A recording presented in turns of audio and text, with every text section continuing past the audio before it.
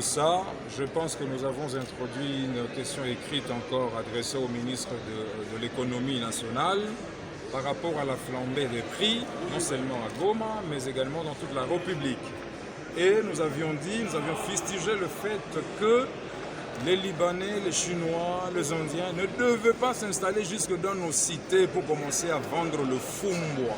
Et c'est aussi, au vu de toutes nos autorités, même les citoyens congolais qui sont devenus naïfs, qui ne peuvent pas chasser ces gens-là parce qu'ils vont appeler les généraux, ils ont des numéros de généraux dans ce pays. Et donc, je crois que cette économie qui est extravertie, où l'on doit importer le piment, la tomate, les maragis, même la viande, à Gisenyi au Rwanda pour le cas des habitants de Goma, je crois que c'est inadmissible.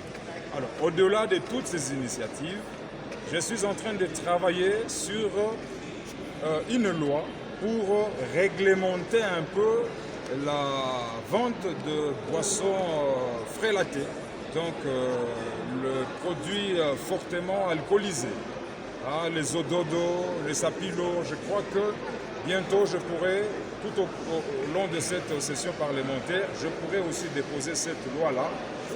Après les recherches, j'ai appris qu'il y a l'affairisme militaire, il y a de généraux et de colonels qui font passer ce genre de produits frauduleusement la nuit.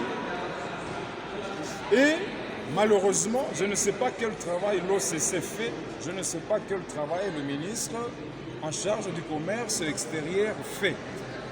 Et donc, je pense que nous allons continuer à travailler en tant que républicains pour rencontrer les attentes de nos populations. Et c'est à nos risques et périls. Ce n'est pas le poison qu'on m'a donné dans le cachot à Goma quand on m'a emprisonné qui va me décourager. En tout cas, je mériterai ma mort. Je partirai un jour tout en sachant que je fais le travail que Dieu m'a demandé de faire. Et je n'aurai que de compte à rendre à celui qui peut tuer l'âme, qui est le Dieu Tout-Puissant.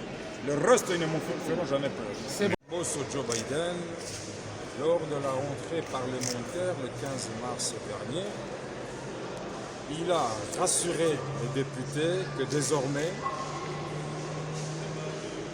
son bureau va respecter le règlement intérieur. C'est-à-dire, toutes les initiatives parlementaires des députés seront prises en considération, suivant le prescrit de notre règlement intérieur, de la Chambre basse. Et donc, je pouvais avoir un doute méthodique, mais j'ai quand même décidé de lui faire un peu de confiance. Pour cela, je suis venu premièrement pour rappeler toutes mes initiatives parlementaires de la session passée qui sont en souffrance et qui méritent d'être alignées dans le calendrier de cette nouvelle session ordinaire, notamment la question écrite adressée au Premier ministre depuis le 20 janvier, qui n'a jamais eu de réponse et qui pourrait, selon l'article 179, se transformer en une interpellation.